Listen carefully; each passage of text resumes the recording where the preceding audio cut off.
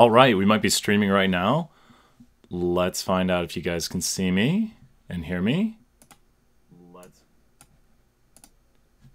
Hey everybody, how's everyone doing in the chat right now?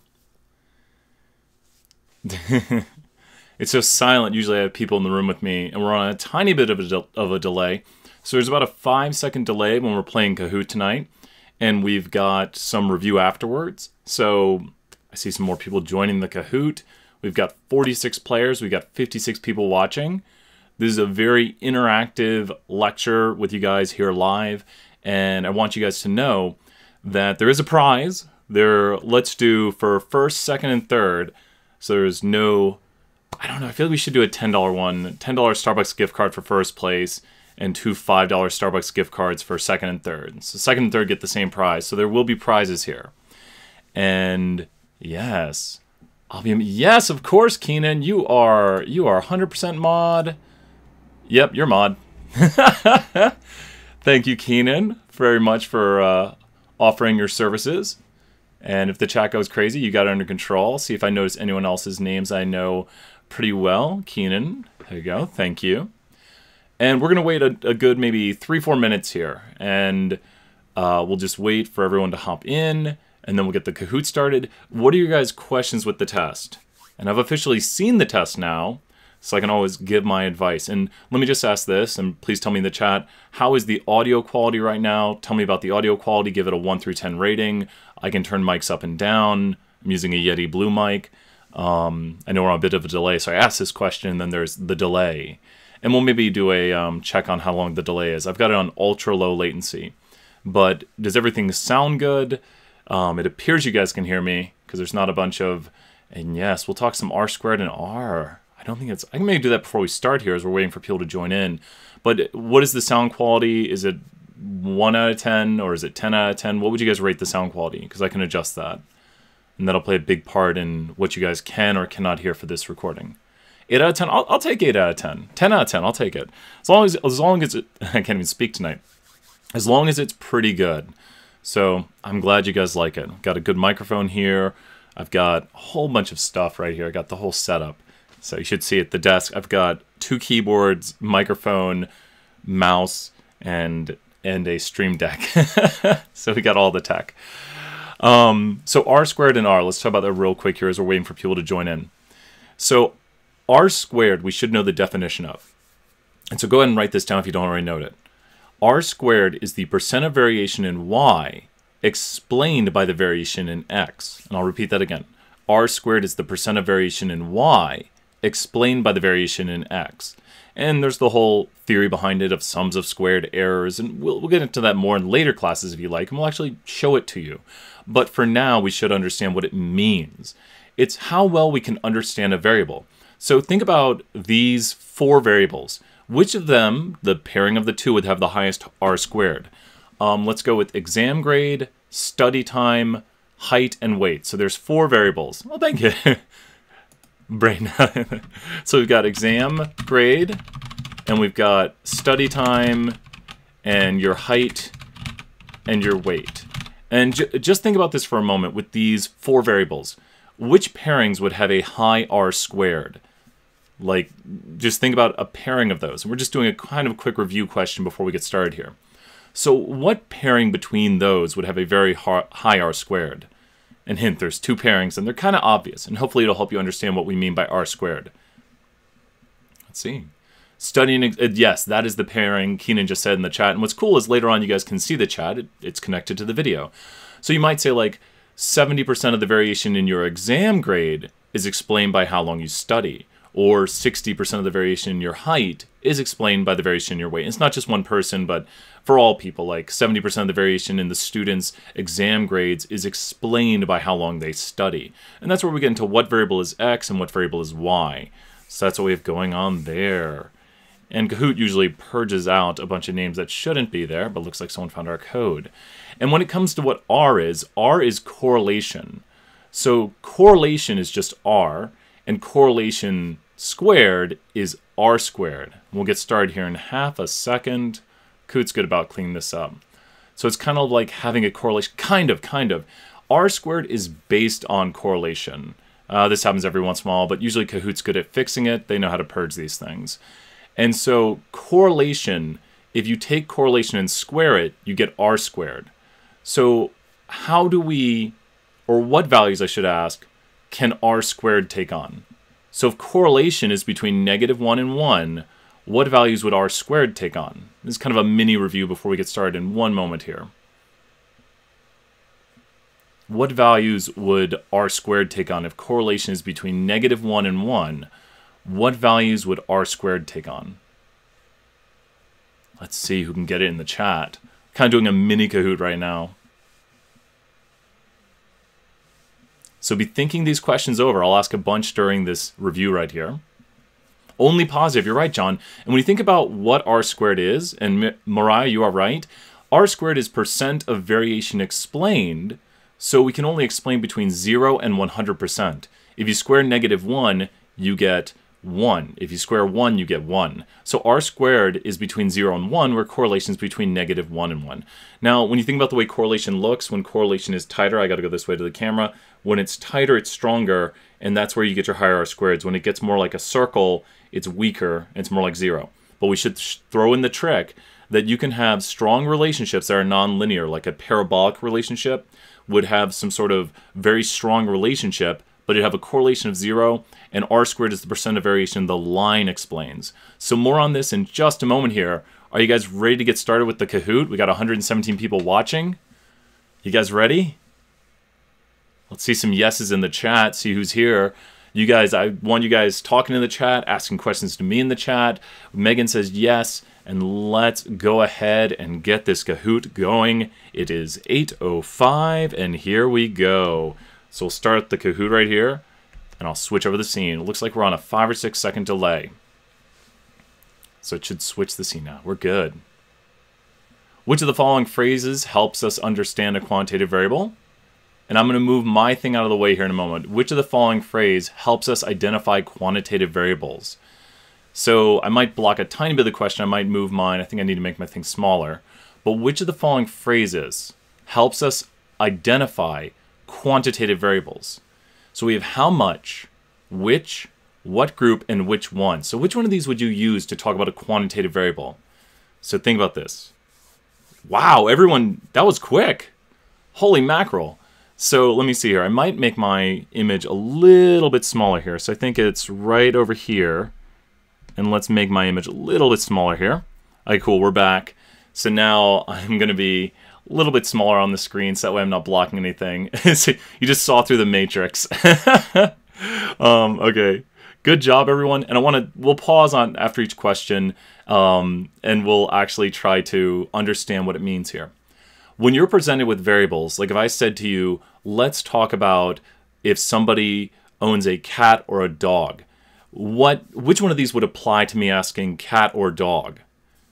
There's a few here you could say. And I think it's even better if you use a certain one on here. Which one sounds most applicable there?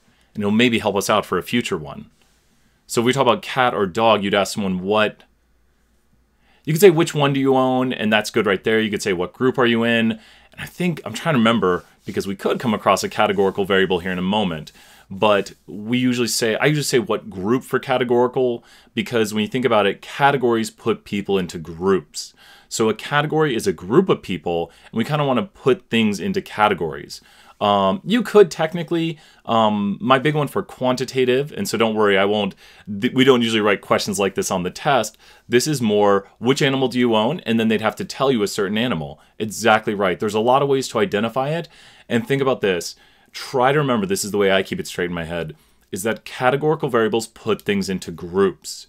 Quantitative variables are always about how much. So when you ask somebody about their age, you're actually saying, how many years do you have? Like, how much years do you have to you? It's a weird way of saying it, but it's actual real numbers, as Keenan's pointing out right there. Great job. And then when you ask somebody if they own a cat or a dog, you'd say, what group are you in? Because kind of theoretically, you're putting people into groups, or you're asking them for how much of a certain thing they have. Okay, let's continue on. We might be doing categorical next, and hopefully I'm not blocking the question now. Which of the following phrases helps identify identifier variables? Ooh, now be careful. We've got identifiers on here, and identifiers are a unique one. I'm kind of giving it away. I drop a lot of hints during these. So be listening carefully, because what is an identifier? And that's what we're here to talk about. What in the world are identifiers, and how could we know it? Let me go away from skip there so I don't actually hit it. But what is an identifier?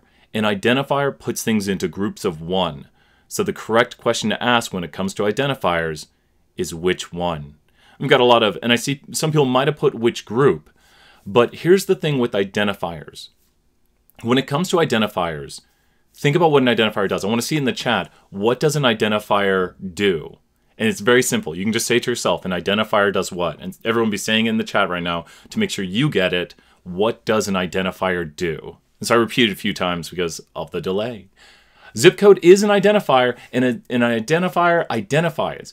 But be careful, zip code might not always be an identifier. And so since zip code is not always an identifier, it's only an identifier like in Amazon's data frame. Like Amazon might have a data frame of the places they deliver to, and then zip code might be an identifier. Things like social security numbers can be identifiers unless they're using that as like your patient ID, and then that'd be a grouping variable. So when you think about what an identifier is, we have some examples in the slide, and there we go, nice answer, Chelsea right there. It identifies one data point. Customer ID, especially if you were to call Amazon and give them your customer ID number, they would identify you. So when you think about what an identifier is, it identifies. That is exactly what an identifier does. They're that specific person or that specific item. So you think about maybe Amazon's looking at different products, they might have a product ID number. So it can be an identifier if in that data set they were to pull it up and would identify just that. And our best things for identifiers are usually things like our social security number, our student ID number, our customer ID number. Usually a lot of times they have ID in it, but they're not forced to have ID in it. You could actually, could you have somebody's ID number be, let's think about this. Could license plate number be an identifier? Could license plate be an identifier? Is an identifier considered quantitative or categorical? And it's kind of neither. An identifier is kind of categorical because it's groups of one, but an identifier should not be analyzed as categorical data. It is kind of its own group.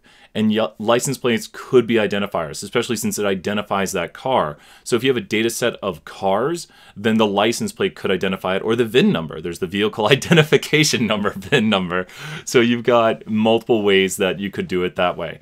So it has to be specific to that car. And if we have a data set of cars, we'd want an identifier for that data set that would identify which car it is. Now, here's the thing we need to know about identifiers. They cannot and will not repeat.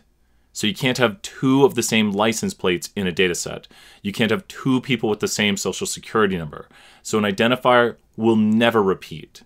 That's the key to an identifier. Yes, Keenan's right. They are unique. Great job. Watch that, Chad. Thank you guys so much with all the comments. This is what we're here to do. We're here to learn. We're here to practice. So let's go on to the next question, and let's see what we got. Next question is, which of the following graphics can be used for univariate categorical variables? Univariate categorical variables. Which of them can be univariate categorical? And let's state what univariate means. It means we're going to display one variable at a time. One variable at a time. So actually, when you look at all of these, every single one of these can show you one variable. You can do things like stacked histograms or side-by-side box plots or side-by-side pie charts, or I guess there's different segmented bar charts, but the ones that display univariate categorical, ooh, we have a big split here. Uh-oh. This is a big split, and it looks like we've lost a lot of people, which is good because we're down to our core right now. So let's do a review. In the chat right now, I want you guys to tell me, let's pick a random graphic, like a scatter plot. We need two blank variables to go in a scatter plot. This is just a little bit of review here to see if we know our graphics. A scatter plot takes two blank variables. And this is a good thing for conditions. Bivariate quantitative. Nice job, Megan and Chelsea right there. And Pardes knows my QQ straight enough, no outliers. So if you're taking notes, which is great to do, scatter plots are bivariate quantitative. How about mosaic plots and contingency tables? So now let's switch over to a mosaic plot, which is also used with a contingency table. And think about your project now. Mosaic plots and contingency tables take what? bivariate categorical. Nice job. You guys are on top of it tonight. And let's think of other things. Well, we have here a histogram and a box plot. And I did say that it was univariate, but histograms and box plots are univariate quantitative, where pie charts and bar charts and Pareto, and I'll repeat that, pie charts, bar charts, and Pareto are univariate categorical. And I could make a mistake while I'm speaking, so if you guys hear me say something that sounds crazy, like you're like, wait, Brian, just correct me. But pie charts, bar charts, and Paretos are univariate categorical. And I've got the Quizlet up. I don't know if anyone's been using it. Exactly, Paretos are bar charts that have been put in order. You guys have been watching my class, been paying attention. I like it. So I'm trying to think if there's any other major graphics. Just trying to think through. There's time plots, but that's a special case scatter plot. Any other graphics you guys can think about? We're going to see who's in the lead right now, but I think we've identified pretty much our core set of graphics. And we might do another question here in a second where it might even ask you guys something similar. And we will do a review at the end, so feel free to ask questions in between questions or at the end. Okay, we got Cal Cooper. I don't even know how they get the names in. I put random names in. Sure, why not? Which of the following graphics can be used for bivariate categorical? If you were paying attention, you should get this one. Bivariate categorical. Bivariate categorical, let's see if you've got it. Yeah, I think so too, Keenan. Bivariate categorical is which of the following? Let's see. So remember, we just mentioned a time plot is a special case scatter plot. And scatter plots are under the condition of QQ straight enough, no outliers. So I don't think scatter plots or time plots are going to be the right answer. And our right answers are mosaic and contingency. So great job, everyone there. That a mosaic plot and a contingency table take two categorical variables. So in the chat right now, I'd like for you guys to tell me variables that could go into a contingency table or a mosaic plot. It can just be one variable. You don't have to name two.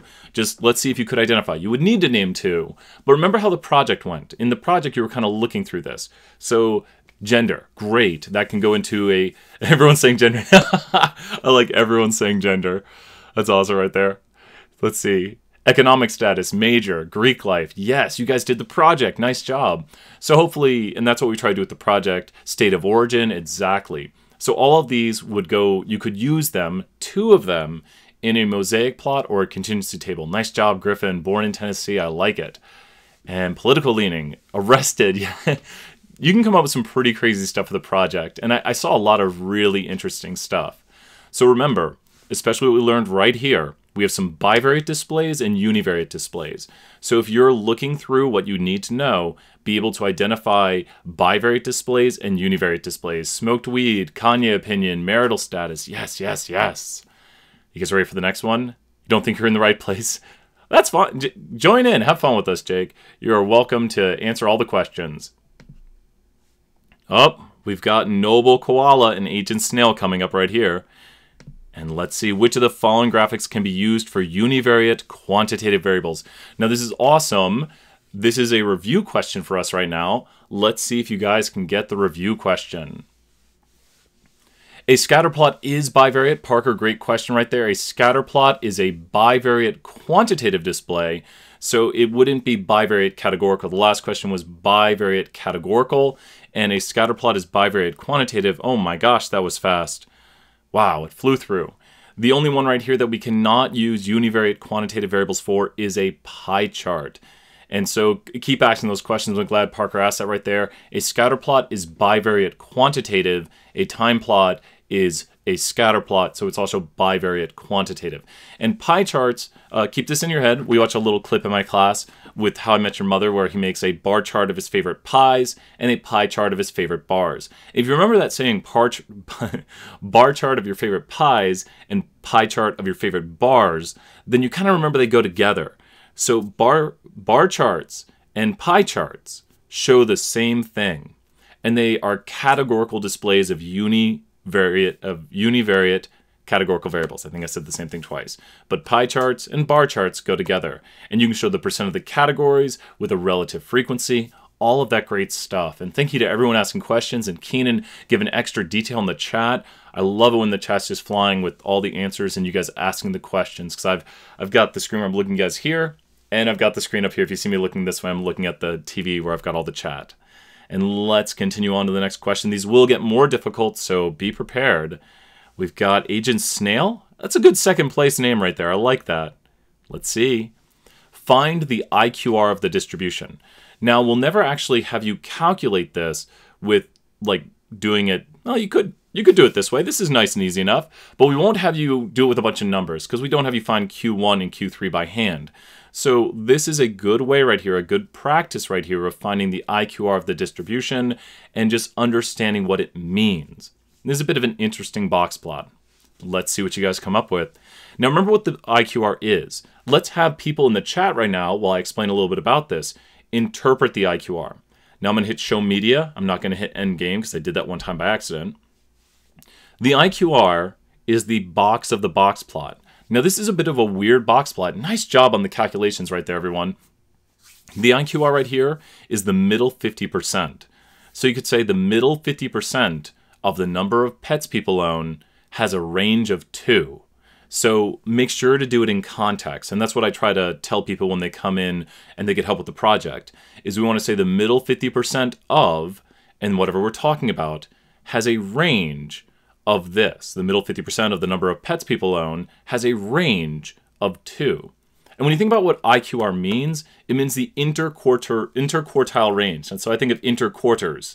If you have 4 quarters, then the interquarters would be 50%. So you have the interquarters, and you have the range of the interquarters. So this is the range of the middle 50%, the range of the interquarters. So just trying to make sense what it is. So this right here, and I'll point to what there is in the box plot. Thank you, Carolyn. Great question right there. This is actually the min. And we think about it, the lowest amount of pets people own is 0. And actually, when it comes to college students, the 25th percentile and the min are actually on top of each other. So this is the min right here. This is also Q1. This is the median. Jump puts a little diamond right here for the mean, so the mean is right here. And then here is Q3, and all the way up here is the max. So let's ask a quick question in the chat. What is the range of this box plot right here? What is the range of the box plot? Let's see if people get it. Be careful, there could be some wrong answers. What is the range of this box plot? Oh no, Soggy. Oh no, Pardays, I tricked you guys. No! I don't like tricking people. It's not my goal, but I did. It is 8. And that's a very common mistake people make. So the question originally was about the IQR, and then we switched it to be, what is the range of this data? What is the range of this box plot? And so what it is we go from the min to the max. And so it'd be 8 minus 0 from the min to the max. And it's really great. You remember the stuff that you miss. And so when you see it on here and you're like, oh, that's how we get it. And I got to remember to look for outliers. And Megan, great answer right there. Remember to look at the outliers. And that's why I do questions like that, because I've been teaching this a while, and that's a common mistake. I often see people forget to do the outliers. So all we do is we say the minimum is 0, the max is 8, 8 minus 0. Now I want you to think about the IQR formula, which, Keenan, nice job. Thank you again, Keenan, for typing that out. When you look at this right here, Q3 is 2. 2 minus 0 is what? Because it's kind of like max minus min, because max is the big number minus min small number. Here is 2 minus 0, which is big number minus small number, and it's 2. So you have the interquartile range, which is done the same way. It's big number minus small number. I like that Soggy has learned. Yes, you can ask those questions too. I will help out any question related to the material we have. But where do you see where Q1 and Q3 are? Great question. Let's make sure that's very clear.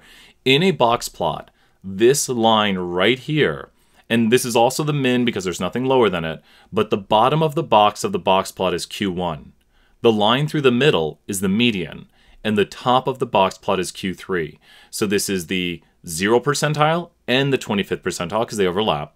This is the 50th percentile, i.e. the median, and this is the 75th percentile, i.e. Q3. And when you hear 75th percentile, that's literally 3 quarters. And so, and the diamond, we don't always see that. It's just something Jump does. It's actually the mean. And the mean is higher than the median because of the right skew. The mean follows the skew and the outliers, so it's the mean right there. And it's not required of a box plot. Jump just likes to go above and beyond and put a little mean in there for us. So great questions.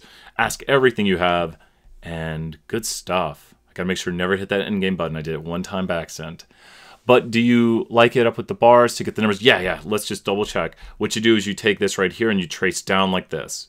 So you just trace down from these numbers and you can see where they land on down there. So great questions. Yeah, jump's pretty nice and cool. It's pretty easy to use. So we would use the median. We would definitely use the median and the IQR for that. We would use the median and IQR. And let's continue on. Keep asking those questions in the chat. I got one eye on the chat and one eye on the game. Here we go. You're welcome. And let's go next. We got Agent Snail took the lead. Which distribution has the biggest range? Oh, you guys got this. We just practiced this. Be careful. It could be a trick question. Okay. Oh, no. Okay, wait. You guys can't see it. Wait, pause. It's going to be on campus. I remember this happened last time. It's on campus. You guys can't see it. It's on campus. Switch your answer. Can you switch your answer? Oh, no. I remember this. Wait, can you see it? Wait, I can see it now. I thought last time we couldn't see this. I'm trying to remember from last time we did it and people said they couldn't see it. You can't see it, it's on campus, but I can see it on my screen. The answer's on campus. Okay, good. But you couldn't see it? They told me, like last time they told me, I remember this because I try to remember what happens. Can you guys see it? Oh, wait. Could you see that dot? I was looking at my screen. So I'm like yelling out the answer.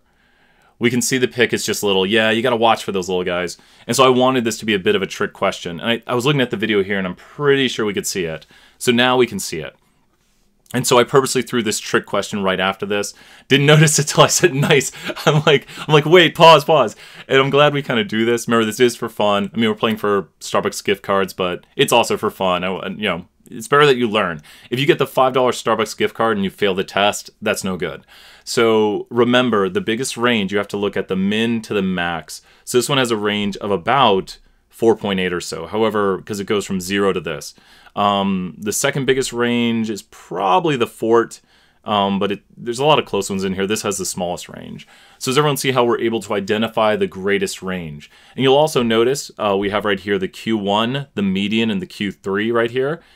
This is the IQR. I could ask, this is going to be a little tricky, and ignore the one on the far right because it's very hard to see. Which distribution has the greatest IQR? Which distribution has the greatest IQR? And how would you identify that? This would not be a great test question right now. It's a little hard to see. I want to see which one you guys think has the greatest IQR. No, I'm sorry, Jacob. It might be Fort Sanders. I'm between the fort and I'm between another one. I'm thinking it might be 10 through 30-minute drive. What you would need to look at right here is this line and this line. The IQR is the box of the box plot. And it might be the fort. It's either the fort or it's 10 to 30-minute drive. It's one of those two, and we really can't... I don't know. I don't want to look at that last one. This would not be a great test question right now, but it does show some stuff we can see. And I purposely chose this picture for a trick question to see if you guys still remember how to get the range. So that was the whole point of this. Does it matter how wide the box plot is? No, it doesn't, but this one right here makes them wider or smaller based on how much data there is. So we had less students who were a 30-plus minute drive, and we had more students who were in the fort or on campus. And just think about, like, most students are on campus, the fort, under a 10-minute drive, and then there's less who are a 10 to 30-minute drive, and very few who are a 30-plus minute drive. So it just kind of does this scaling of the x-axis like we have with a mosaic plot. Mosaic plot's bottom axis is a marginal display. So this is actually the marginal display of how many the people's distance from campus. And what we see here, I should make this very clear again, kind of like, yeah, it's actually Tatum, nice job. It's a marginal display for us right here. So this is the marginal display of distance from campus, and distance from campus is categorical. So we see side-by-side box plots are categorical. What would be the answer if it asked which had the most variance? We don't usually ask about variance. It'd be a little hard to do standard deviation.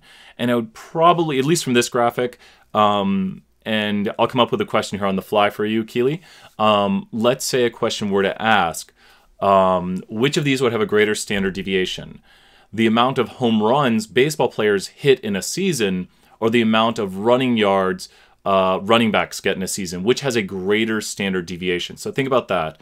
which has the greater standard deviation, the amount of home runs baseball players hit in a season, or the distribution of running yards that running backs get.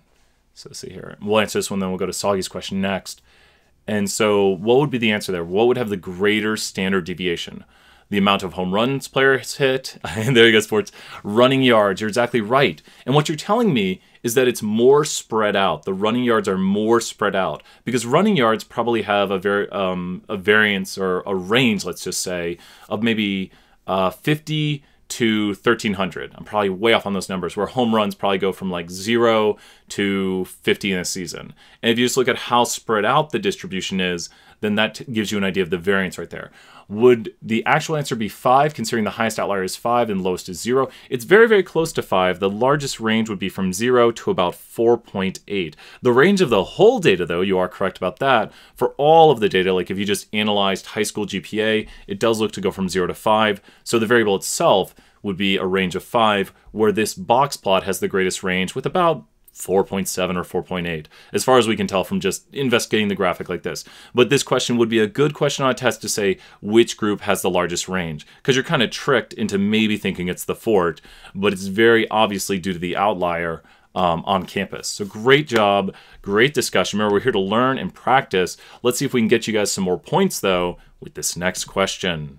We got Bold Boa. Where did Snail go? Oh, no. Which of the following is not a way to describe univariate quantitative data? So which of these does not describe univariate quantitative data? Which of these does not describe univariate quantitative data? And I'll give you guys a hint. Oh, I shouldn't do it. I can give it away too quickly. Now remember, when you look at that histogram right there, think about how you would describe it. Well, I can say it's unimodal.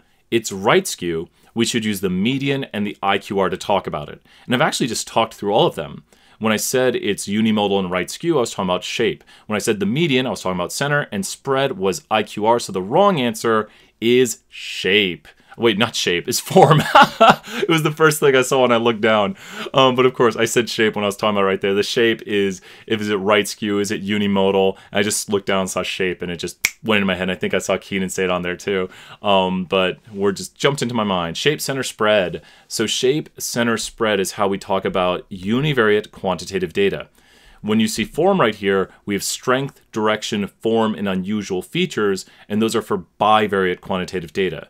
So strength, direction, form, and unusual features are bivariate, where shape, center, spread are univariate quantitative. So you kind of get that extra one. It's like when you have 2 variables, there's now 4.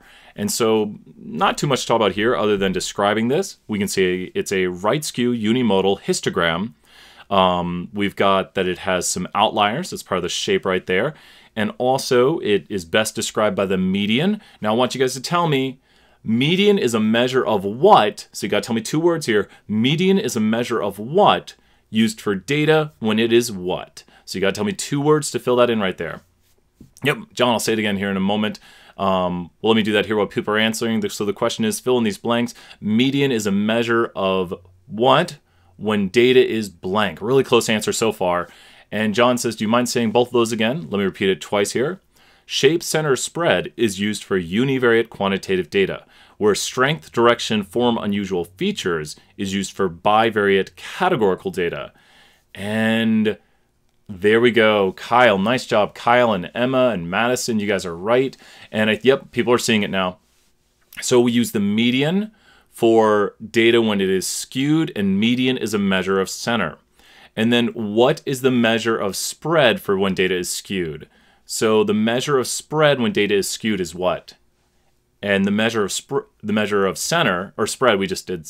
My brain is blanking. You guys are right. Nice job, Yusuf. So you're right there. Yes, I'm glad you like it, Max. And I want you guys to notice something. Look where the median is. The median is a line on the box plot. The 50th percentile, as in the 50th percentile of people owning pets is 1 pet. And we see right here that the IQR is also on the box plot. So the median, yes, John, you're exactly right. The median and IQR go hand in hand. They are paired together. They are on this box plot together. So when you think about skewed data, think about a box plot, and you have the Q1, the Q3, which is the interquartile range, and you have the median, which is the 50th percentile. So those are right there for you. median and IQR go together, and mean and standard deviation go together. And that's what you use to do z-scores. So z-scores are for normal data, mean, and standard deviation, where box plots house your summary statistics for skewed data. So a little bit of a review there, and feel free to ask those questions. I know I hit you guys with a lot. It's why I like to say it 2 or 3 times to make sure you guys kind of hear it and get it down. Let's try another question here. Ask all those questions. I'll answer every single one of them.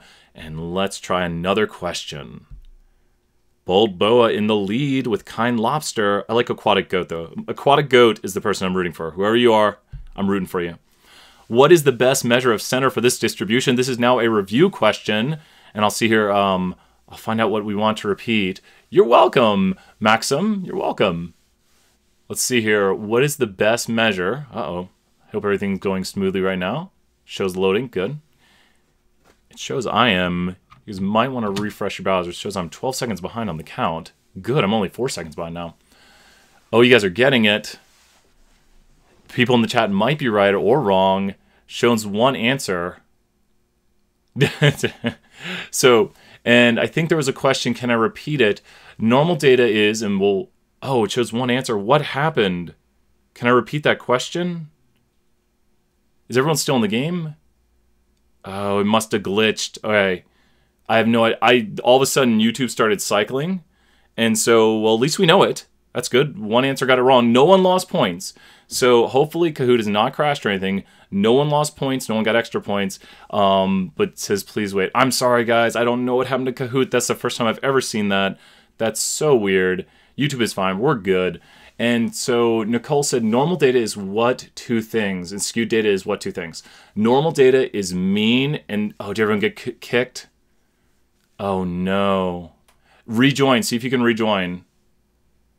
You might have to rejoin. I have no idea what just happened. I have no idea why it would have crashed.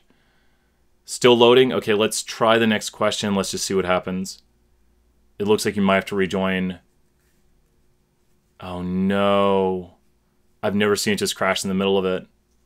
We've done about 6 of these so far. This is the 7th one, I believe.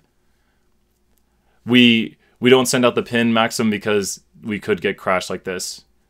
So make sure to go to the page. Don't put the pin in the chat, anyone. It's on the course page. Make sure to go put the pin in the chat. Don't put the pin there. Don't put the pin in the chat. So go to the course page, and let's see here. We'll start back up in a moment here.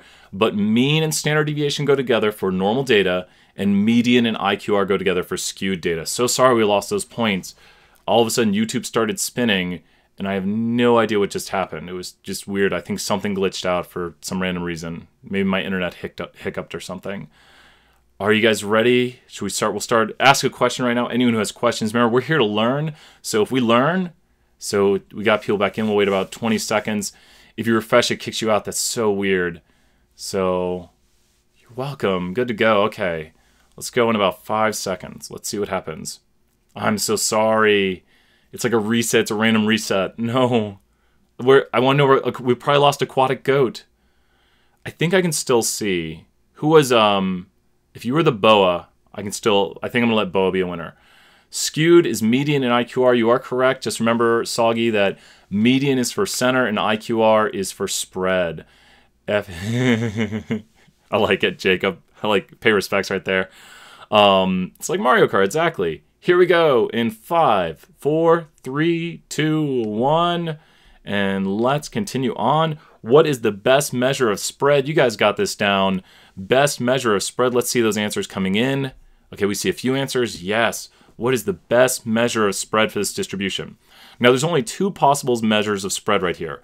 Only the IQR and the standard deviation are possible measures of spread. Only those 2 right here. So which ones would it be between the IQR and the standard deviation? And you guys should have this down. And Cam asks in the chat, what is normal? Normal is mean for center and standard deviation for spread. And good job. We got a lot of right answers right here. We got probably a lot of people, I think, maybe watching together. So we got extra people in right now. And good job. So I'm so sorry, guys. At least it wasn't me this time. One time I crashed it. I hit end game and everybody lost their points. You can go look up that video. So keep asking those questions. I think we're about to head out of this, though, into new topics. So, no. Let's see the new topic right here. Kind lobster. We're going to start to see everyone start to appear slowly here. And which way is this distribution skewed? This is a little bit of an easy one, so I think you guys will get this. Very, very easy question. Sometimes I like to make sure we know these just in case they appear on the test. But which way is this distribution skewed? Is it skewed to the right or is it skewed to the left? And to remember what way the skew goes, it's what way the tail goes. The direction of the tail. Nice job, Keenan. Giving those. I like it when people give hints in chat because we are here to learn. And that's a very, very easy question. We're about to get into some more difficult stuff, and I'll be slowing us down in a moment. When we get to the normal curve stuff and also regression, that's where you guys make sure to have some paper and pen out because it's going to get more tricky with normal curve and regression. So get ready. We'll be doing it here in a second. And so we've got the, oh wait, is yellow Spinks are the only one left maybe? We'll find out, Spinks. Let's continue on. What is Q3 for this data? So much data analytics. You guys should be easily able to identify Q3 right now. This is a little bit of a review question. I like to do some of the topics that, so no, we want you to learn statistics, that's why. Feel free to join in and ask questions, Noah. We can ask YouTube and Google though, but they've apparently decided that they want to help you learn some statistics. What is Q3? Q3 is the 75th percentile, which just means you need to think about, there we go. Oh, you don't have to do that. Don't worry. People are allowed to ask that. That's quite fine if they ask that. I don't mind if people come in and say, hey, we're here to watch. So, yep. People are more than welcome to come in because we're live on YouTube. So they're free to come in and ask questions and be like, what's this right here? So let's get this bread. Nice job. You guys are on. Wow. I didn't even notice that 114 people got that right. Nice job. And thank you for everyone to helping them find the link. And don't put it in the chat. Let's get to some more difficult questions. What are possible options to add to a pivot chart? I love this one. So what are possible options to add to a pivot chart? And let's just think about it right here. Wow, they all seem possible. And let's just think about what they would do. Data labels and data tables kind of give you context for the numbers, while chart titles and axis titles give you kind of descriptions for what's in it. And if you made your pivot assignment, then you should know what's going on. This will change. I like it, John. I like that right there. So we have chart title and axis titles are great. And we can apparently add all of these. There's no wrong answers.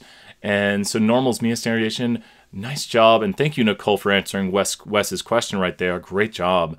So we see here, and I want to make this very clear, that in a pivot chart, you can add data tables and data labels to give context for the numbers, where you can add chart title and axis titles to give information on what's inside of it.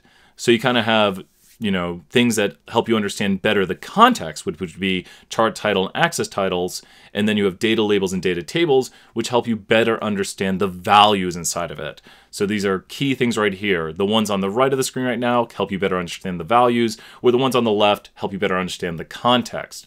Not too much on pivot charts and pivot tables, but yes, what would be something you shouldn't add? It's a great question. Really? There isn't. You can kind of make them however you want with all the options that Excel has. They're really great. So yeah, Jacob, there's tons you can do. Let's continue on. Yellow Spinks is in the lead. Did people get their accounts back? A lot of people are back in the lead again. Which of the following is not a field we can edit in a pivot chart? Which of these, and now be careful, a lot of people got this one wrong last time. Which of these can we not edit? So one of these you're going to think it is, but be careful. There's one of these fields does not exist. And oh, people have lost their streak on this one. You're thinking of something else. Be careful. There's definitely the filter. There's definitely the rows. There's definitely the columns. And then there's a thing I always tell people to put something in first. I always tell people to put something in the values. So the wrong answer is display, because there's the value field setting, which we can control. If you guys remember from the lecture, there's the value field setting, which is the setting for the value field, where we can change it from like mean to max to min to anything. Min, max, standard deviation of the variable, and that's the value field setting. So there's the values field, the filter, the rows, and the columns. So there is no real display field, but and I did write this as a bit of a trick question. Yeah, sorry, we're on a tiny bit of a delay, Soggy, because latency on YouTube. That's the way it goes. I wish we could do it like instantaneous. But yeah, so there's a tiny bit of a delay, so make sure you guys get the answer in just in time. So this, I think, wraps up Pivot right here. Ask those questions when you got them. Let's continue on to the next one. Yellow Sphinx is still in the lead. We lost Aquatic Goat. On the standard normal curve, what percent of area is above +2? And you guys should get this. I want to see so many right answers on this. And here's what we have to practice, and this might help you out for later. 68, 95, 99.7. And when you think about this, 2 is going to be not 68, it's going to be 95. So when we do 95, we need to say what's total outside of 95, and total outside of 95 is 5, and then either one of my hands is worth 2.5. So the answer is 2.5. And it looks like 95 tricked people. Remember, this is the area above +2. So you might have been thinking 95 is between these two numbers.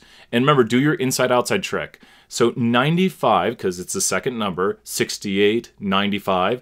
95% is between -2 and +2. 5% is total outside. And then one of my hands is worth 2.5. I like this. I like the competition in the chat. And so you guys remember 68, 95, 99.7. Let's see here. I wish I could give people points because here's something that can really help you out. And let's see who can do it in the chat. Can you give me all the numbers between these? Like starting here at the lowest, like what is from here down and in between here, in between here, and in between here. And I wish I'd set up my thing so I could make the numbers appear. No, we will help you out. Keep paying attention. We'll practice this. Oh my gosh, Megan, you just destroyed it. That's amazing. Oh, and Yusuf, nice job. Wow. Congratulations. Great job, you guys. And so, Tatum, tiny mistake on there. So it's 0.15, 2.35. Oh, and I see Megan, you have a little mistake too. It's 2.35.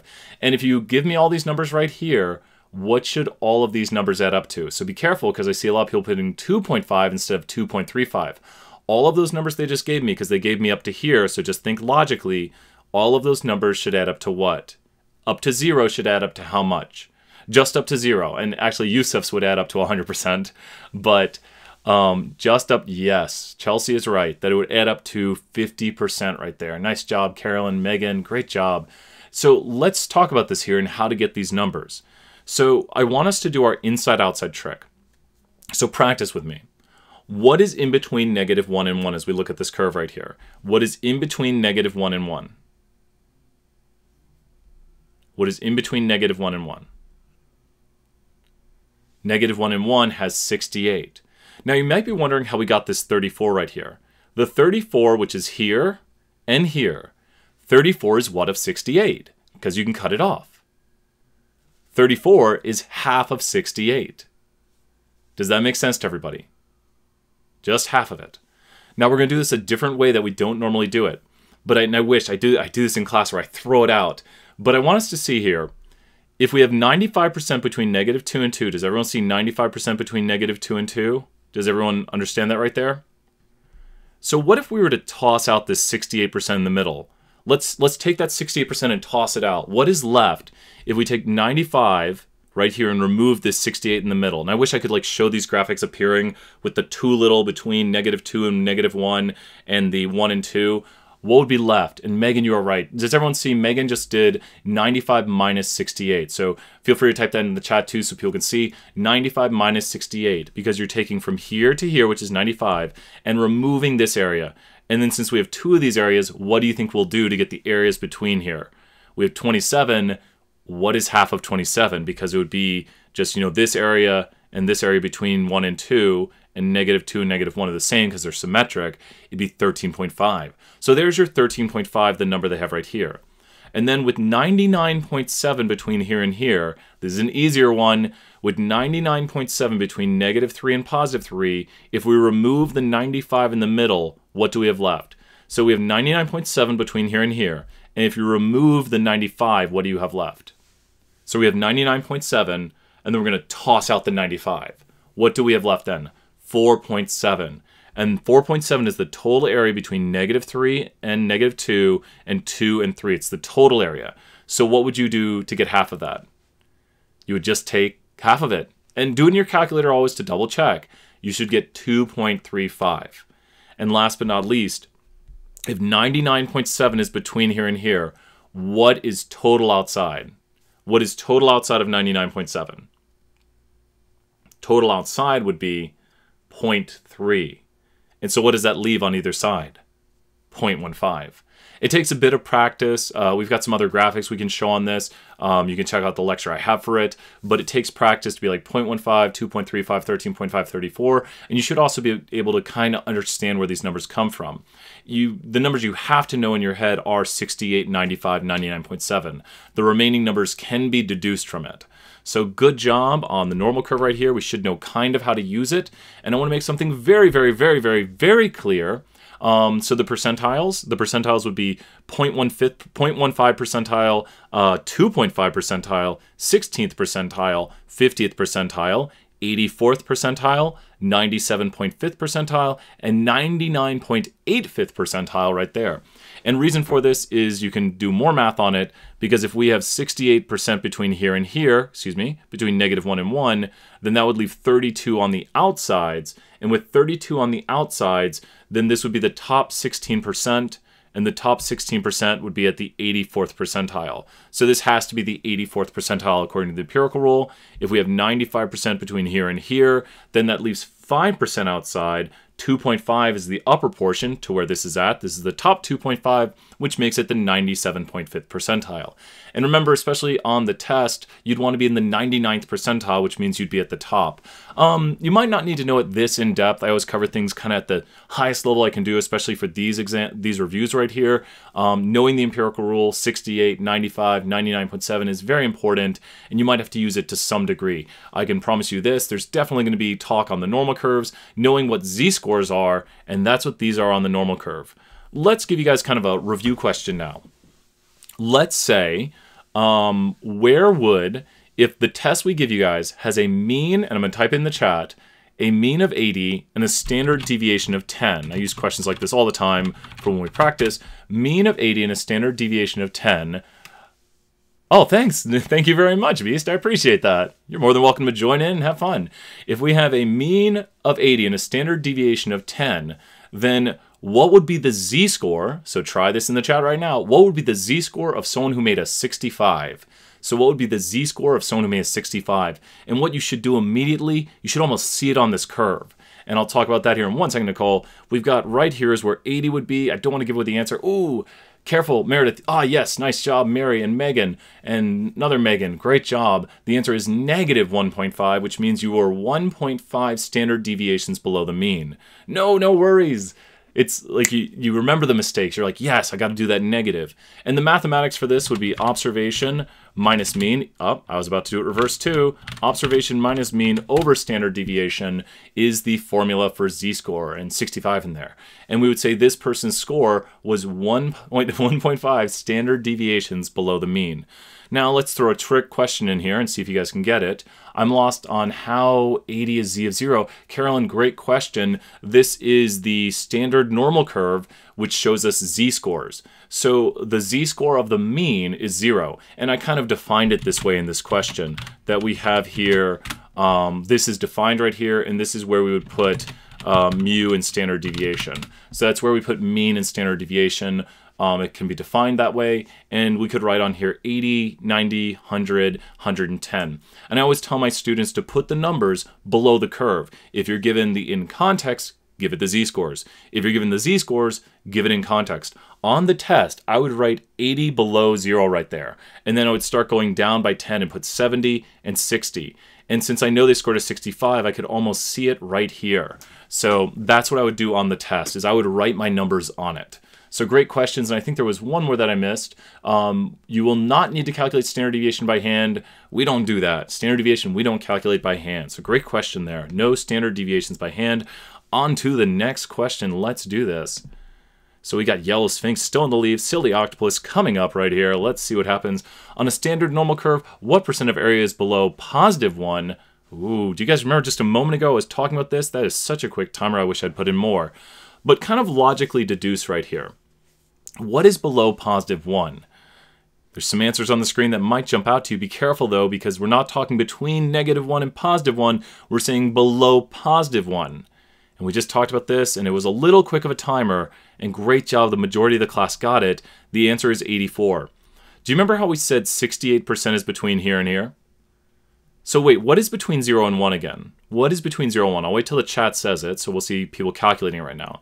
If 68% is between -1 and 1, remember this is symmetric, so 68% is between -1 and 1. What is between 0 and 1? And 34 is right. So what percent of the curve goes up to 0? 50%. And then you just told me this is 34. So 34 plus 50 is 84. And that's how we can get it right there, is we can say 0 is the 50th percentile, and then there's another 34% between 0 and 1. So great job on that right there. If you kind of understood how to use the curve, excellent. And keep asking those questions in the chat. Let's continue on. And here we go. What percent of students are expected to make below a 60? Dun, dun, dun. So now we see the, and this is great, because I always use like really nice means and standard deviations. We're saying below a 60, so I'm going to kind of highlight over this. I wish I could draw on it right now. I don't have my Wacom tablet, but you would see me drawing this right here and shading it in to say this portion of the curve. And that doesn't look like a lot. That doesn't look like a large portion of the curve. So I don't know about that 84 right now. That's probably the wrong number. But 84 is kind of like 16. And it's basically the same question, but in reverse. I want us to see how we pretty much figured this one out last time. Because think about this. Last time we were talking about below here is 84%. So if 84% is below here, and ignore the numbers, just remember this is a z-score of 1. If 84% is below here, and as Jacob's put in the chat, then 16% would be above here. And that's actually the same thing as this, because they're both the same z-score, positive or negative. Positive 1 z-score, negative 1 z-score. And once again, I insist, when you see something like this on the chat, put your 0, 1, 2, 3 below it, and -1, -2, -3. So I could ask you a really quick question on this. You are so happy because your z-score on the test was 1.9. What did you score on the test? Your z-score was 1.9. What did you score? How do you find a number that's not on the curve? Cam, great question. I'll review that one next. So Cam's got a question for us next. And Max, you are correct. And what you can do is you can use the formula mean plus standard deviation times z-score equals observation. And so I'm typing this here in the chat right here. Mean plus, and this is kind of the reverse of observation minus mean over standard deviation equals z-score. And we're just figuring out for the observation now, because you're just saying how many standard deviations someone is above or below the mean. So if we asked you something like 65 right here, and let's go where 65 is at. Now what I want you to do is I just want you to kind of put 2 arrows on this. So what we would do right here is we would say, we know how much is below 60. And once again, repeat in the chat, how much of the area is below 60 right here? What percent of this curve would be below 60? And we'd use our 68 rule. Outside is 32. And below 60 is 16%. And then get this, how much is below 70? If we have 16% below 60, how much is below 70? And look, it's just nice and easy, half the curve. And so you guys in the chat, I should look and I should see a bunch of 50s. They're starting to appear now. And so the percent of people who will make below a 65 is somewhere between 16 and 50%. So if you were to shade the curve right here and draw a line and shade it in, you'd shade between 16 to 50%. And we've done questions like that where we have used the empirical rule numbers and you have to kind of estimate it. And we also show graphics a lot of time. Once again, I think the key to our graphics is kind of writing your numbers and seeing if you can find the z-scores on it and stuff like that and try to figure it out. Like, use the graphics as much as you can, right all over the test. My best advice I can give you right there. So let's continue on. All these great questions. And if I go too quickly, please slow me down. Tell a stats joke. Oh, I swear I've heard one. They usually show that paranormal distribution one. What percent of students are expected to make above a 55? Ooh, I like this one. What we got right here. So above a 55. Ooh, this is tricky. If you can't see it, this number right here says 0.0668. I'm going to put that in the chat. 0.0668. That is area above 85 right there. So that's the area above 85. And this is that is way too small of a graphic. And so the answer should be the reverse of it. It should be. I think it is that number on the slide. Sorry, guys, that was way too small. Oh, no. And it's above. That's why it's the reverse of it. Let's see. Sorry, guys. It's visible on my screen. I'll make sure these numbers are bigger. Sorry about that. That one's my fault. I'm so sorry. Can you guys see it now, though? I think everyone can see it. So let's talk about what's here on this graphic. And this is a great question right here. This is a tricky one. This is one of the hardest ones we can ask you. So, and I think everyone can see it now. It's still blurry, right? Oh, no. Can I zoom in? Let's see. I can't zoom in. Okay. So this number down here says 0.668. I don't know why sometimes YouTube's just blurry on me. And with this right here, this is about, let's just call it 7%. We're just going to round it to 7%. And that is the area above 85. Does that make sense? That's the area above 85. So if you were to reverse this graphic, where would you be if you just flipped it? Does everyone see this right here? And this is a lot like the practice test. You'd be at 55. Does everyone see that? If I were to flip this graphic and make it appear right here, you'd be at 55. And the area below 55 would be 7%. Does everyone see how I'm just like flipping it like this? Because what is the z-score? What is the z-score of 85 right here? Go ahead and find the z-score of 85. Hint, there's a mean of 70 and a standard deviation of 10. What would be the z-score of 85? The z-score of 85 would be, with a mean of 70 and a standard deviation of 10, so let's put this in the chat right here. What would be the z-score? Yes, Max, you are right. So what is the z-score of 55? What is the z-score of 55? The z-score of 55 wouldn't be 1.5, it'd be negative 1.5. So we might start seeing that appear in the chat right here in a moment with the latency. It'd be negative 1.5. So if this is the area above 1.5, it'd also be the area below negative 1.5. And we're rounding it to 7% just to make it a nice number. If 7% is below here, then 93% would be above here because it has to add up to 100. 7% below, 93% above. So that's what we have going on. Great job in the chat. Ask those questions if you got it. Normal curve stuff is a lot of practice. You have to see it a bunch of times. You have to practice it. You have to know how to use the applets because we'll probably show you pictures of the applet. We've been doing that for many, many years now. So let's continue on. Remember, ask the questions if you got them. We got Yellow Sphinx still in the lead. Silly Octopus and Witty Gecko. Which two variables have the strongest correlation? Oh, please be a big enough graphic for us to see it. Oh, can you guys see it? I'll give away this answer if you guys can't see it. So if you guys can't see it, pause and I'll give away the answer. I'm waiting to see if you can see it on your screen. And there is quite the delay right now, at least for me. I think, yeah, you guys can see it, right? You guys can't see it? Which of these have the strongest correlation? Oh, yeah. I will tell you the answer right here. It is, oh, I'm looking through it all.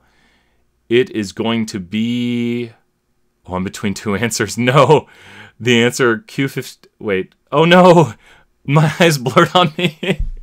That was so hard to do. Oh, no, all right. So what it is, let's see here. Which of them have the strongest correlation? And it's Q11 and Q12. And there it is right there. It's in nice blue. That's what, so did you guys, nice job. You know when you're like, I got that test anxiety right there. Let's talk about what strongest correlation is. And it's easier to see with the graphic right now. And I'm sorry, my picture is covering up just a few of them. Luckily, I think it's actually not covering up anything because it's just a repeat of the numbers on where you can't see.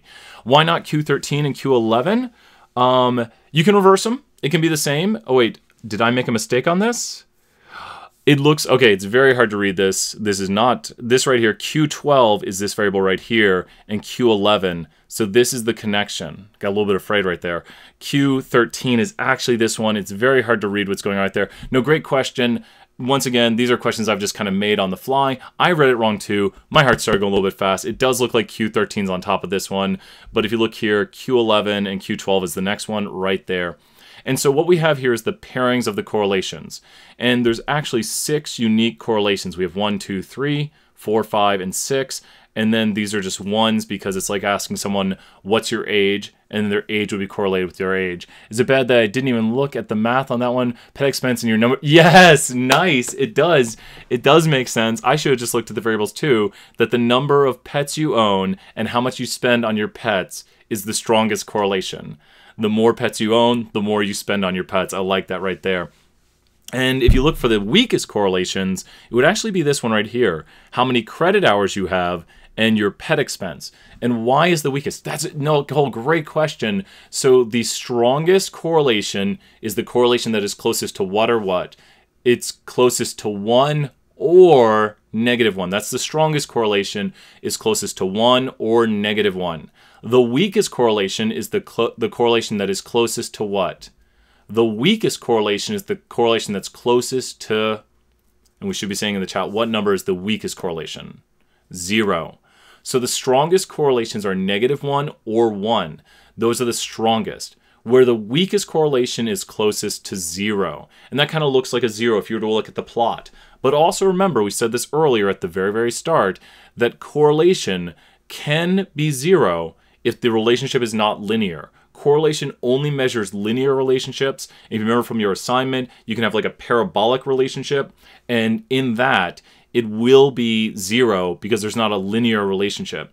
So if you have a parabolic relationship, it is 0. Are you looking for the highest number where the categories meet? That is correct. Soggy, this is a correlation matrix right here, and we connect these two, and we see that 0.4065 is the one that is closest to 1 or -1. Now remember, if it was -0.460 or 0.4065, if it was negative, it would still be just as strong. Strongest is closest to -1 or +1. So like in Project 1, how is the correlation determined? We have some formulas for that. We won't make you do correlation by hand either. So you can be like, yes, no correlation by hand, no standard deviations by hand. You're welcome, Max. This is being recorded, so you will get to see it later. So check it out sometime. And let's continue on. Correlation matrix done. There's some correlation for us. Let's continue on. We'll go to probably about 10 tonight. Next one, which of the following is not a word or phrase used to describe correlation? So remember here, this is a review question now. Think about the words we used last time and the words we won't use right now. And if you're watching on YouTube, you might want to refresh every once in a while. Nice to see you, Kumar. Sunday's going well. So we have here, oh no, I'll give away the answer if I say it. But shape, center, spread is for univariate categorical data, where strength, direction, form, and unusual features are for correlation. And that's what we're about to see right here. And yes, you guys did great. Little bit of a kind of easier question to keep the ball rolling. We lost some people, but we got 120 people watching. Keep asking those questions in chat. So, oh, great. Glad you liked it, Beast, there. So awesome. Have a great night. Just saw your goodbye in the chat, too. Thank you very much. So we will continue on with the next question. Silly Octopus has taken the lead. I wonder who that is. Let's continue on. Interpret R squared in context of the problem. Interpret R squared. Oh, this is a great one. This is one you should know really well, and we did it at the start. Remember, it's blank % of the variation in Y is explained by the variation in X. So quickly identify your Y variable and your X variable. And remember, it's R squared. R squared right here. Don't square root it or anything. It's already R squared. So, nice. I like that. Kumar says he's going to ace it. I like that right there. Let's see. Let's review and let's see where the mistake was. And I think the issue is the following. People reverse their X and their Y. Now, but here's the thing. Grab your pen and paper right now and make sure you have the following. I'm going to write in the chat. Blank % of the variation in Y is explained, can't type today, by the variation, typos, explained by the variation in X. Here, blank % of the variation in Y is explained by the variation in X. And let's double check and look at our formula right here. Weekly hours reading. So blank % of the variation, 94% of the variation in weekly hours reading is explained by the variation in age. So have this written down. If you have this written down right here, you can go ahead and fill it in. You just need to put your R squared, 94% of the variation in weekly hours reading is explained by the variation in age. All you have to do is put in your R squared, your Y, and your X. I think these are some of the easiest points, but I beg of you, write it down right now. Make sure you have it, make sure you know it, and know what to do when you see it. You could see, you know, the graph right here with your equation. So this is the equation with the y variable and the x variable. Lots of ways we can display this to you and give you the equation. So any questions on that? That is how to interpret r squared in context of the problem. 94.07% of the variation in weekly hours reading is explained by the variation in age. And I think we do it next. I think we're about to do some intercept stuff and some slope, because this one's kind of interesting. So let's continue on. Make sure to have these written down in practice.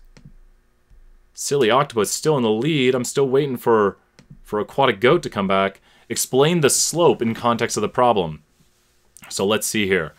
For each 1 unit increase in x, we expect y to increase by b1. Let's talk about this right here. For each 1 unit increase in x, we expect y to increase by b1. And we're losing people. No! These are some of the tougher ones. For each additional year, because let's take a look at it. For each additional year in someone's age, we expect their weekly hours reading to increase by 10 hours. And just take a look at what we have in the chat right now. Let's make this very clear right here, and let's use the chat. So be asking those questions if you got them. But we have right here, for each additional 1 unit increase, so for each year someone gets older, we expect y, which is weekly hours reading, to increase by, and we could say 10 hours. Does this make sense? And have these written down. I see the chat's gone quiet. Hopefully people are writing in the chat right now. I'm gonna do one thing right here. We got 2 dislikes right now. So if you guys want, hit that like button or hit that dislike if you're disliking this. But if you want, go ahead and hit that like button right now. We got 2 dislikes. I don't know what I said that people are like, don't like this. So, but if you want to hit that like button, hit that like button. I'll ask for a few likes. Maybe we'll start showing up in more people's recommended. This channel's not monetized. So what is B1? Great question. B1 is the slope, and that is the variable right here. So thank you guys for hitting the like. We're already at 34. We've got y right here. Here's the y variable. B0 is the intercept, and B1 is the slope. So great question right there. B1. So yeah, 10 hours. That's confusing. Nice. I like it, Jacob, right there. So we've got right here y hat equals B0 plus B1x. And y is the variable we're predicting. B0 is the intercept, and B1 is the slope right here, and then the x variable. Does that make sense to everybody? So for each additional year someone gets older, we expect their weekly hours reading to increase by 10 hours. And let's just hover over them again. For each 1 unit increase in x, which this is x right here, we expect y to increase by b1. I'm going to hover over them again as I talk through it. For each 1 unit increase in x, we expect y to increase by b1. And this is b0 and this is b1 in notation format. So I'll read it in context again. For each additional year someone gets older, we expect their weekly hours reading to increase by 10 hours. And you can say on average at the end. I think some people won't do that, Soggy. Oh, it's too funny though. So some teachers want the on average at the end of it. I probably put it just in case you're not in my class, but some people are very particular about the on average. I'll read it off one more time. For each 1 unit increase in x, we expect y to increase by b1, and a lot of people like that little on average. I've just never been so big on it. I have not minded too much. And I'm going to put this in the chat here again. Make sure to have these notes. This is your interpretation of the slope right here. For each 1 unit increase in x, we expect y to increase by b1 on average. I also do want to point out something which no one said yet. It's only an increase if the slope is positive. If this was negative, you would say decrease. So you can't always say it's going to increase. You do have to look at the sign of the slope. So it could be for each 1 unit increase in x, we expect y to decrease by b1 on average. Just make sure you look at the sign of the line right here, the plus or minus. So, well, thank you, Nicole. I'm glad this is helping out. Just have these written down, practice them. We got a lot of days before the test, and so I'm glad you're liking it. The chat will be going while you're watching it, and that's one thing I really like about it, Carolyn, is you will actually get to see this chat when you rewatch the video. And that's why I love you guys being active in the chat, because then you get to see it and interact with it, and you know, you'll be seeing it afterwards too. So it's really great. I think a lot of people have benefited from you actually seeing the class goes on. I'll never monetize this channel because then you guys would have to watch ads before the videos, and I don't want you guys to have to do that. Let's continue on right here. Let's try the next one. Let's see. Explain the intercept in context of the problem. This one's going to get interesting. We're going to do something with some TAs moderating soon. We're going to do that whole Twitch thing. More on that maybe at the end, I'll tell you. So explain the intercept in context of the problem. I'm going to start typing in the chat right here. So the intercept is when x is equal to 0, we expect y to equal b0 on average. So I'm going to type in the chat. When x is equal to 0, we expect y to equal b0 on average. And let's take a look at this right here. When x is equal to 0, we expect y to equal b0 on average. Oh, nice job. You guys did really well on this. When age is equal to 0, we expect weekly hours reading to equal negative 168 hours. I know it was really quick. I should have put them to 60 seconds. Remember, this can be reviewed. I think the second one, I'll make sure there's more time on. So we will be doing this again. Tell everyone, join in, let's have some fun, and we won't crash next time. So when age is equal to 0, let's take a look at the graphic, and let's make sure we can do this. So you can see in the chat right now my interpretation, and let's practice. When x is equal to 0, we expect y to equal b0 on average. I'm hovering over the values as we talk about it.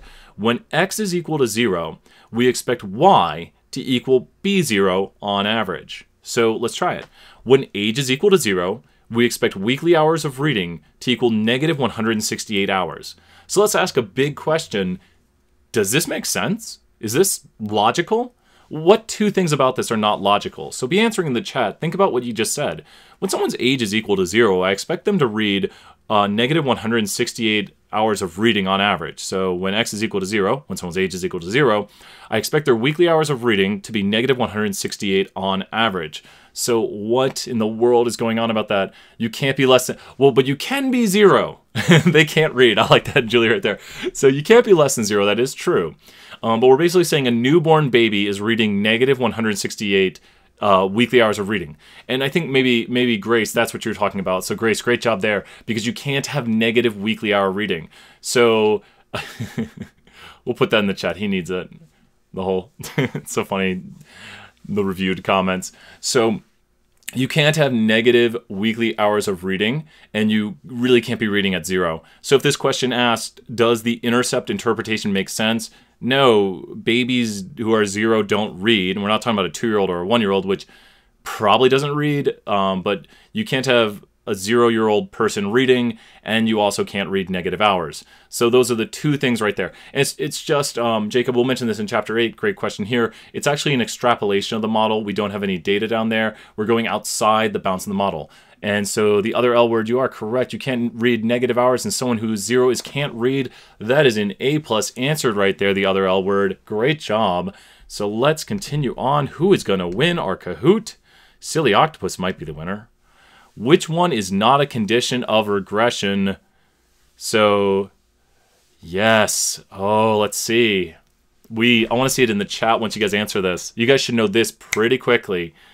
This is one of my favorite things I want to start seeing in the chat afterwards. I'm holding back from saying it right now.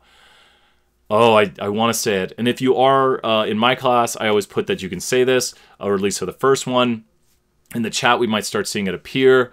And I just want to see the chat fill up with it. I'm starting to type it in the chat right here. Let me go to the chat box. QQ, straight enough. No outliers. Okay, QQ, straight enough. No outliers. So what is QQ straight enough, no outliers? No, Jacob, no. And I want to make very clear, if you're not in my class especially, I tell my grader that QQ is all right, because a lot of times you explain it. And QQ means 2 quantitative variables.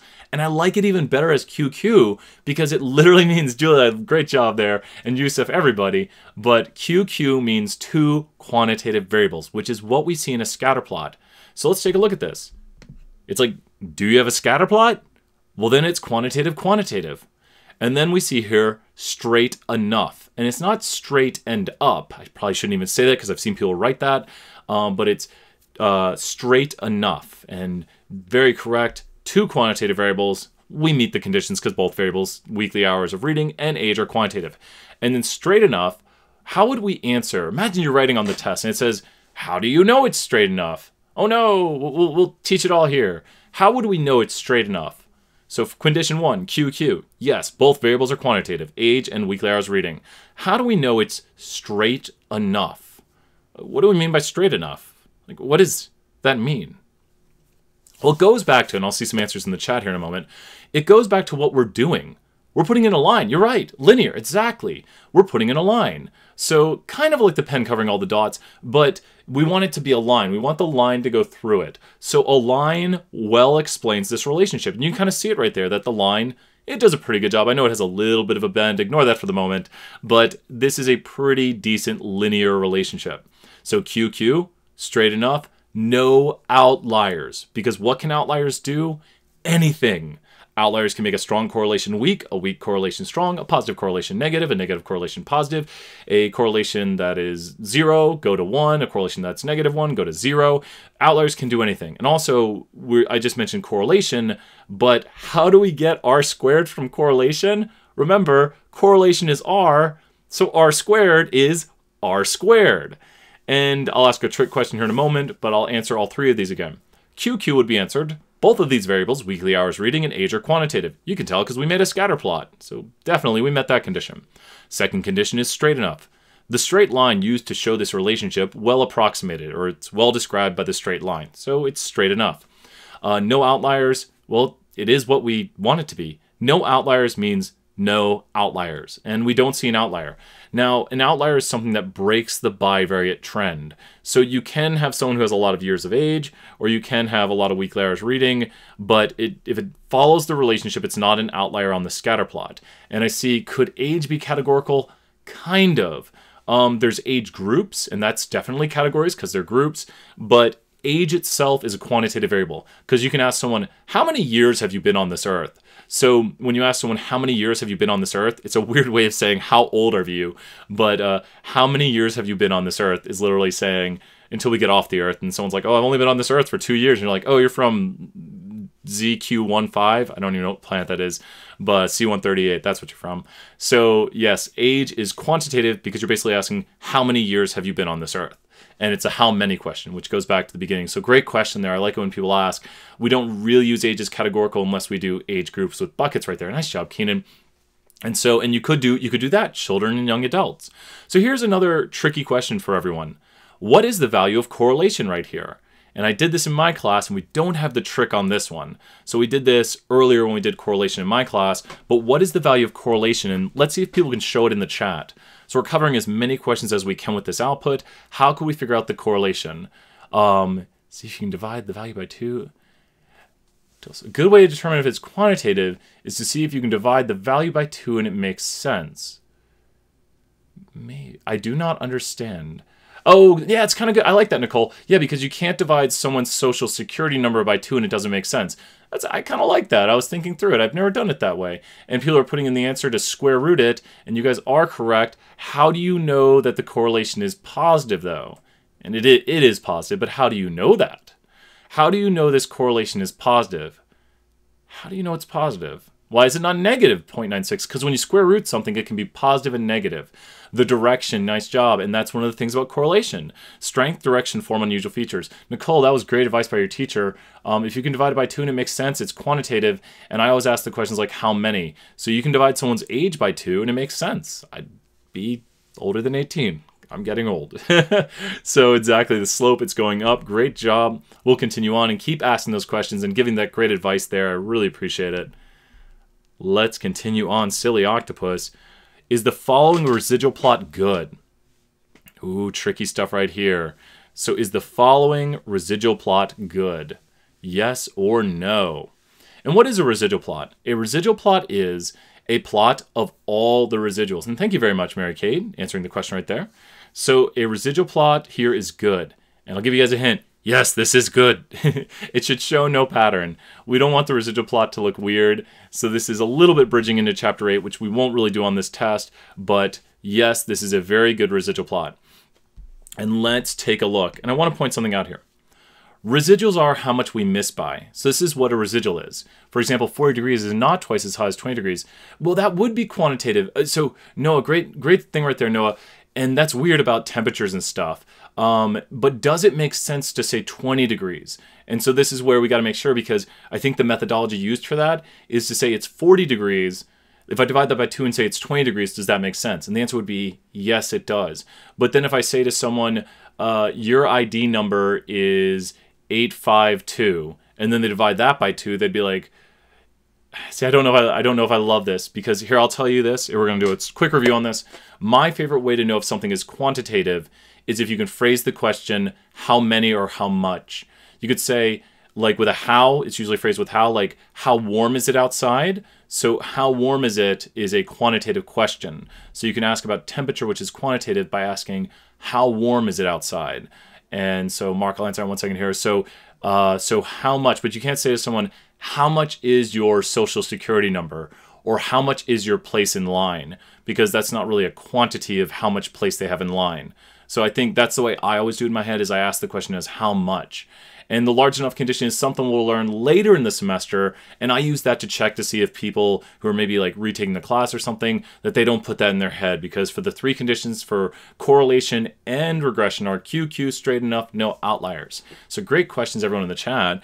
And right here, how do we make a residual plot? And let's see if people can remember, what is plot thickens? Great job. The last condition is plot thickens, which we will be learning for the next test. Never too soon to mention things. But let me just say this right now, Emma, and I probably shouldn't have put it on here, because usually we get to this chapter. You guys know we had to move the test up. Don't put that condition in your head. I want to see it in the chat right now. I want us to say those conditions, those QQ, straight enough, no outliers. So I want to see that in the chat, because I want that in your head. We've only talked about 3 conditions so far, and we should be knowing QQ, straight enough, no outliers. Those are the big conditions we should be knowing. How do you calculate the regression from X and Y and means and standard deviations? So great question right there, Madison.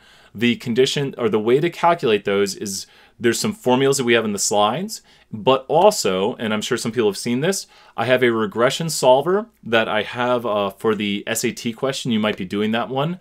Are you doing the SAT question, Madison, with the where it gives you the mean and the standard deviation and the correlation? On your modules page, there should be chapter 7, and there should be a regression solver. So go to chapter 7 on the module page, and you should see a regression solver, and it'll do the formulas for you. So you can put your numbers in, and that's a tough one, I know. So you can drop your numbers in, and it'll solve it for you. Guys, remember, my email's bs@utk.edu. I can't even talk today. bs@utk.edu.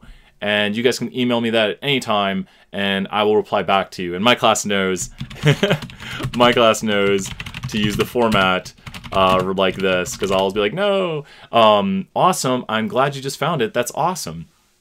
And we see here a residual plot, and I'm going to kind of go over this a little bit quickly right here, because we're not going to go, and I'm hoping, I looked to see if there was any chapter 8s. Good.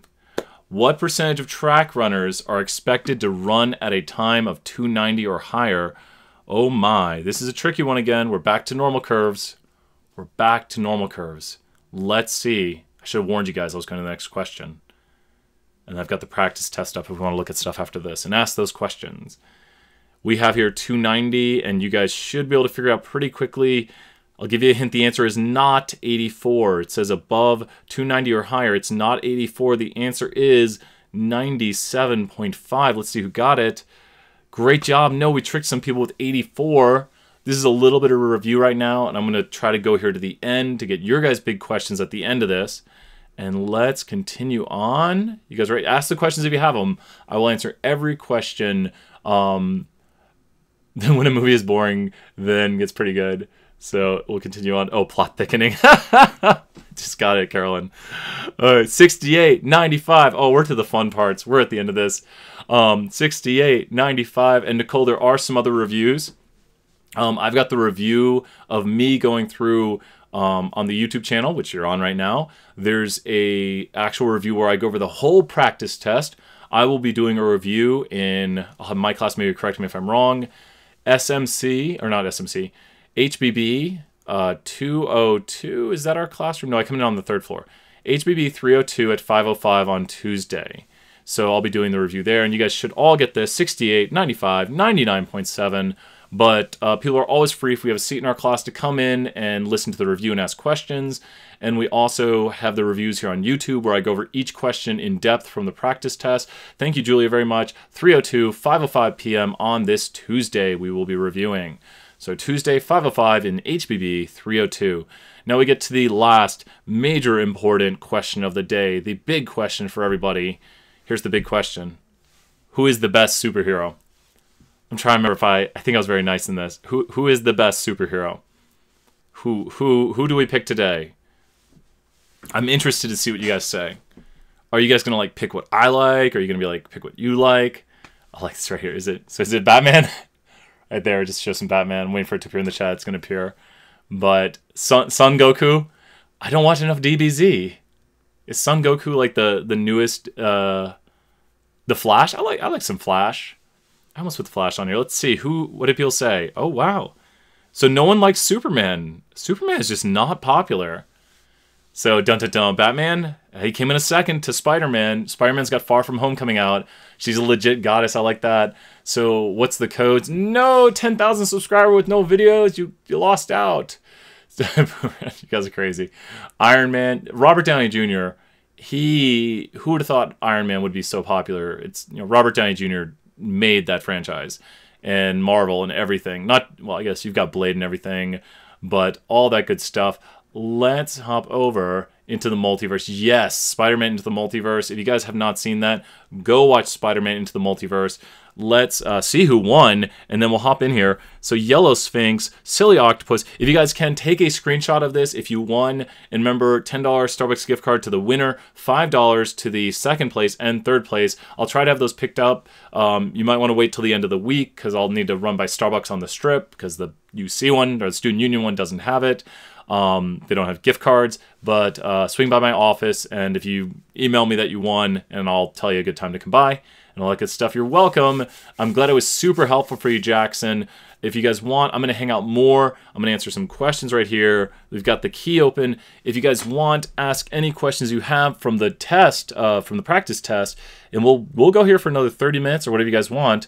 What up, top 5? Nice job, Mubarak. So, excellent job. Feel free to ask any questions you have.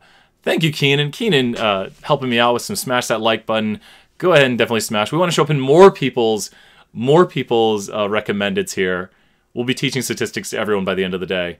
So that is our goal, as many people as we can get to learn stats, because it is very important. And I will say that, and maybe you guys know that especially analytics and being able to work with numbers and data is bigger than ever now. And that's why we've been seeing so much growth in sports analytics, and you've got consumer analytics, web analytics. It's just all about numbers and data. So if you guys have any questions you want me to cover right now, I can answer it via the chat or via my answering like this, and we can look at the practice test. But I want to point out some key things, especially, and I was telling you guys this first, some of the biggest things are those definitions. The slope, the intercept, the r-squared. I see a lot of students lose points because we ask them to interpret and they just give it. Can you explain univariate versus bivariate? Great question. So univariate is going to be one variable. So a univariate display of data is simply one variable display.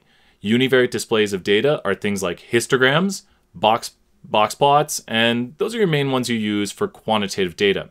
Histograms and box plots are univariate displays of quantitative data. Where when you have a univariate display of categorical variables, and remember, univariate just means you're putting on one variable on the graphic, you generally see pie charts, bar charts, and Paretos. Pie charts, bar charts, and Paretos are univariate displays of categorical variables. And so that's a univariate display. It means, let's look at people's gender. Gender is one variable, and you could put that in a pie chart. Let's look at people's ages. And what would we put ages in? So I might say it a little quickly here, but try to think about it and try to answer. Age could be displayed in a histogram. Age is one variable, and histograms display one quantitative variable. You're welcome, Cheyenne. Welcome. We have Costin there, but he's hosting a review for this. Yeah, just say thank you guys very much. Everyone answering questions here. Thank you. And then bivariate displays mean you're displaying two variables. Like height and weight can be displayed in a bivariate graphic. So height and weight is a bivariate display, and that would be in a scatter plot. So definitely always try to pause the video and be like, what is he about to say? Scatterplot. Scatterplots display two quantitative variables. So scatterplots show you two variables, so it's bivariate. And scatterplots are bivariate quantitative. Mosaic plots are bivariate categorical. So big stuff right there, knowing that we either have a univariate display, bivariate display, we put categorical or quantitative variables inside of it. This will be recorded, Julia, so you'll get to see it later. So you can come check it out anytime. Does bivariate mean they have to be on the same axis, or just the graph has two variables? Two variables, that's what it means. You can do kind of interesting displays, but you're kind of breaking it up. It's a bivariate display, especially when you go into jump, is usually fit y by x. So you're putting usually one on the y and one on the x. There might be a way to put them both on the same axis. I don't know, but bivariate, by virtue of what it means, is two variables are being displayed. So if you're looking at two variables, you're looking at a bivariate display. So you might be displaying gender and age. And what would we use to display gender and age? There's a few choices. Let's see in the chat if you guys can figure out a bivariate display to look at gender and age. It would be a bivariate. Number 14, you bet. We'll answer this one right here. And Grace, let's go look at number 14. What could we use to do a bivariate display of gender and age? And I've got the answers up here. And we'll look at this next right here. And we'll do some interpretation. And a bivariate display of gender and age, there's two answers. You could do stacked histograms. And I know histograms are univariate quantitative, but you could do histograms on top of each other. Remember, gender is categorical and age is quantitative. So mosaic plots take two categorical variables, and Kajal is correct. Side-by-side box plots would be another answer. So great job. Side-by-side box plots right there. And scatter plots are bivariate quantitative. So kind of knowing that and knowing which ones are used for what. And so let's take a look at this question that Grace wanted us to look at, and let's do some interpretation to start here. Here's what I would do to practice. I see an r squared. Now take a look at this. I see 11.5. And remember our interpretation. Blank percent of the variation in y is explained by the variation in x. So I'm going to say 11.6, I'm going to round it, 11.6% of the variation in head circumference is explained by the variation in arm length. So all I'm saying is blank percent of the variation, this one right here, that percent of the variation in y variable is explained by the variation in x variables. Once again, 11.6% of the variation in head circumference is explained by arm length. So I'm just practicing my interpretation. It might ask me for that later on the test. I also see here an intercept. And just think about it for a moment. What's our interpretation? When x is equal to 0, which is arm length, we expect y to equal b0. So when somebody's arm length is equal to 0, we expect their head circumference to be 46.8. Especially since you don't see that in the model right here, it doesn't really make sense that, you know, we're not going to look at arm length of 0. That doesn't really make sense in this context. This is for able-bodied people so we wouldn't really have a data point all the way down here. We wouldn't have arm length equal to 0. And that just would not make sense. And here we go right here. Let's interpret the slope, which we might be doing in a second. We have, for each 1 unit increase in x, we expect y to increase by b1 on average. So let's try to put in our interpretation. I'll read it once again. For each 1 unit increase in x, we expect y to increase by b1 on average. So let's try to interpret it. For each 1 centimeter increase in someone's arm length, see I'm doing 1 unit increase of x, we expect someone's head circumference, there's in centimeters, to increase by 0.14. Remember, if it was negative, I would say decrease. And I'll read that again. For each 1 unit increase in x, we expect y to increase by b1. For each 1 centimeter increase in someone's arm length, we expect their head circumference to increase by 0.14 centimeters. And these are the key interpretations we've been practicing. You just need to know how to say it in the general form and then apply it to each question. So we might have done a good bit of this right here, or maybe not. Ooh, it's p-values. Is that what this one is? Oh, I like it. It didn't even ask us that. So here's the key to this one because it's p-values, which we didn't mention. Grace, thank you so much because we didn't do this yet. So based on the scatter plot above, is the linear relationship between these two variables statistically significant? And what we need to look at is a p-value. Statistical significance is for p-values. Now I'm going to write some important stuff in the chat, so thank you everyone for staying because we have 3 things that we start out with nulls for. Here is the first null, normal. Here's the second null, no correlation. Here's the third null, no linear relationship. And this is kind of just a general way of saying them. We can say them more mathematically, at least the last two, and think about this. If we are gauging a line, what do you think would be the starting out position, which is the null for a line and its linear relationship? What would be the null here? So just think about this. What would be the null right here? The null for this from the three I've written. So HO is the null. So that stands for null hypothesis. So, and the alternatives for these would be HA, and they'd be not normal, and then they would be correlation, kind of correlation exists, and then the last one would be linear relationship. So they're kind of dichotomous statements. There we go. Got this selector right here. But what is the null? The null is the starting out position. So we'll go a lot more into this later on, but Lauren, great questions because it helps to understand this. So you can memorize, and you can memorize when the p-value is low right here, it means that there is some sort of statistically significant linear relationship. And this is the p-value of the x variable. We want to see if the slope is significant. And just think, what would a non-significant relationship look like? And HA stands for the alternative, HO is the null, and HA is the alternative. And so it sounds like I talk about this a little bit in my class, and it goes a little bit above where we're at, but it lays the groundwork for later chapters when we talk about this. So when we look at this right here, we need to look at the p-value. And I'm going to do a tiny mini lecture right here. So we say the following saying, and I want to see people in my chat might know it, but we say when the p-value is low, reject the null. When the p-value is high, just let it fly. When the p-value is high, just let it fly. They're already saying when the p-value is high, just let it fly, just let it be. So when the p-value is low, reject the null. And here's the hardest thing that I've seen for a lot of, it does, nice job, Lauren, you know what we're talking about here. When the p-value is low, means it's below 0.05. And how do you know it's a p-value? When it says things like probability right here. That's a key word for p-value is probability. Because a p-value is the probability of our results or results more extreme happening by random chance variation given that the null is true. Don't worry about that definition. The key thing you should take from it is a p-value is a probability. So when the p-value is low, reject the null. And what was your null again here? Your null was that there was no linear relationship. So if you reject the null, you're saying, I reject that there's no linear relationship. I have evidence there is a linear relationship. And low p-values literally mean statistically significant. So when the p-value is low, we have statistically significant results. Statistically significant is literally defined as a p-value below 0.05. So Lauren, great job with that right there. P-value below 0.05, it is statistically significant. And let's continue on. So right here, this p-value for the slope, which is the x variable, because we want to know that the line is significant.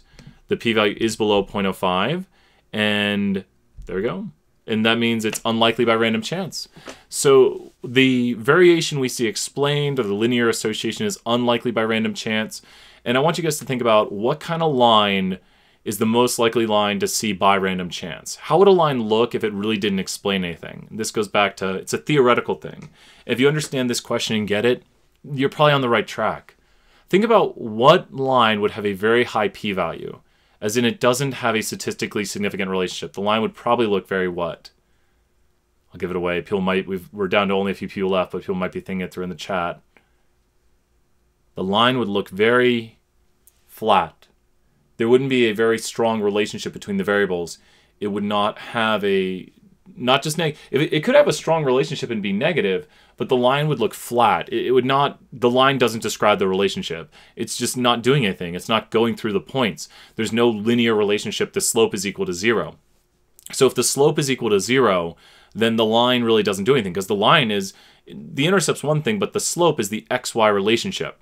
And so you could have a knot that wouldn't be straight, like a parabolic relationship would not be well described by a line and could have a p-value very high, because it's telling us that it's likely there is no linear relationship here. And that might not be the best definition of it for the moment. It's the way you can understand it. So when we have a low p-value, think about this. These points will be tighter around the line. The line will do a better job. which will also make the correlation go up. And if you look at the alternatives up there, you have the alternative, if you're measuring correlation, that there is correlation. And if you're doing a line, that the line is the correct fit. And so with that in mind, they kind of go hand in hand. And so this was maybe a little more in depth. I'm going to give you the Cliff Notes version right now. The Cliff Notes version is, to check to see if a line is statistically significant, look at the p-value for the slope. So I'll repeat this. This is the Cliff Notes of it. To look to see if a line is statistically significant, check the p-value of the slope. The slope, if it has a p-value below 0.05, is statistically significant, meaning that this relationship we are seeing is unlikely, low p-value, small probability, due to random chance. So we think there is a linear relationship, and I'll repeat that one more time. To check to see if the line is statistically significant, check the p-value of the slope. And does everyone see this is the slope variable right here, and this is the p-value. So I go to my x variable, which is on the x-axis, and I check the p-value of the slope. You also notice that's the value of the slope. And then I see that the p-value is below 0.05, telling me that it is statistically significant, and this relationship I see is unlikely by random chance. And that's kind of the Cliff Notes version of the mini lecture we just did.